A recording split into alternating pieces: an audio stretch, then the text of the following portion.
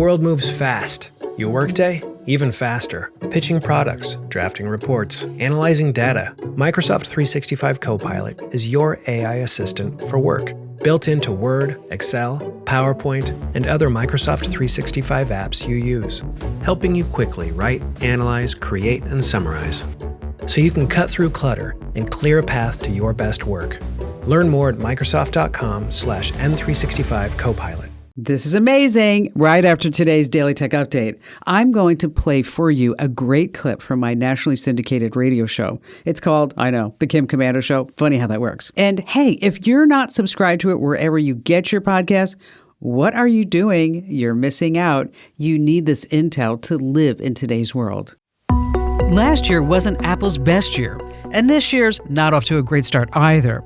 So why is Apple missing the target so much? I'm Kim Komando for NetSuite. AI has changed the world, and businesses using it have the advantage. Download the free business guide, Demystifying AI, at netsuite.com/Kim. Apple's reputation as the golden child of Silicon Valley is wearing thin. They completely missed AI.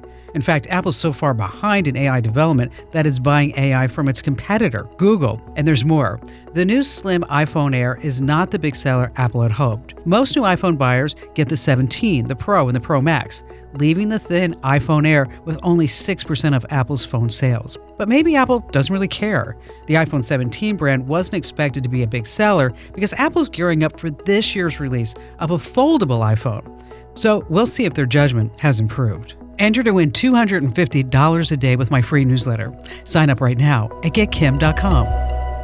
And now, as promised, a clip from my weekend show, The Kim Komando Show. It's pretty much the best radio show in the world, but I may be just a little biased. Sit back and enjoy.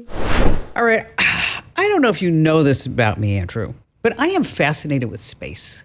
Really? You don't really talk about it a ton. But I'm so enamored with the technology. Okay. That even just airplanes, like how an airplane's able to get off the ground and it's like a portal to another world. I mean, you get on in Phoenix and you can get off in London or something like that. And you are right. It's so amazing that we can do that. But yet, when we get up there, we complain that there's no Wi-Fi. Yes, that's true. I don't want biscotti. I wanted peanuts. Exactly. Well, let's talk about the space race that's happening right now between Jeff Bezos and Elon Musk. Now, each one of these billionaires, they have their own personal space agency, and they're launching thousands and thousands of satellites into low Earth orbit. And now the reason why they're doing this is, of course... Money? Yes. It's $1 trillion global internet market and how people connect online. So, forget cable lines, forget fiber, forget point-to-point wireless, whatever it may be. Now we're going to have affordable, really good satellite internet access. Is there just going to be one? Is one going to win all? Well, let's talk about that. That's a good question because Elon Musk got there first, of course, with SpaceX and Starlink. He's launched over 9,300 satellites. It doesn't matter where you are around the world, someplace you're going to be able to get Starlink. He has approval to launch up to 42,000. 42,000? Yes. Now, what is the size of one of these Starlink satellites?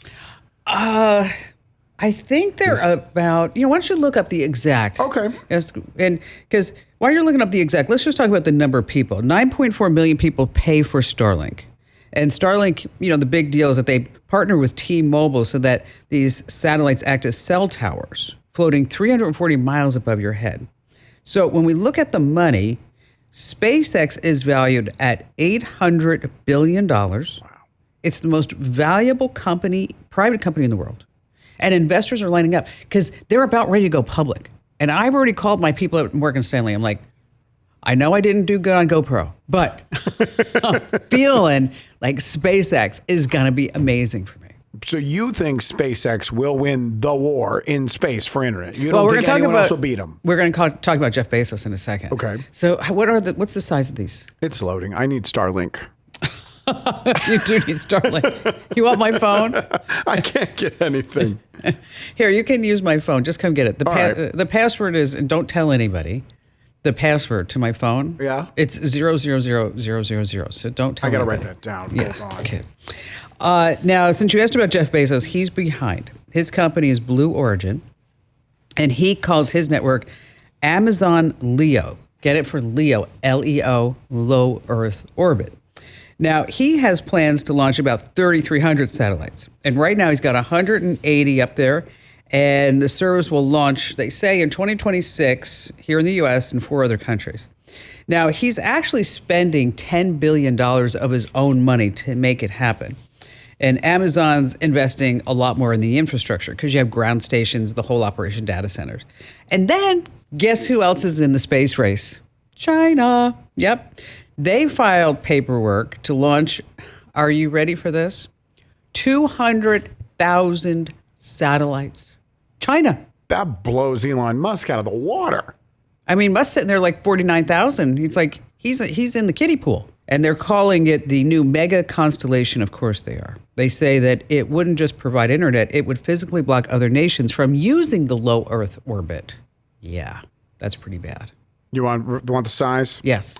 13 feet wide, but then the panels Yes. can extend out to 100 feet.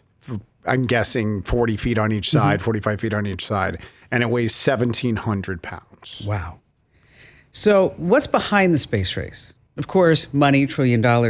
But Elon Musk, of course, he wants to get to Mars. Would you go to Mars? Absolutely.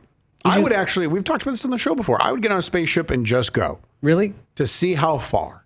I Because wouldn't I'm go. so curious what's out there. I wouldn't. You wouldn't go to Mars?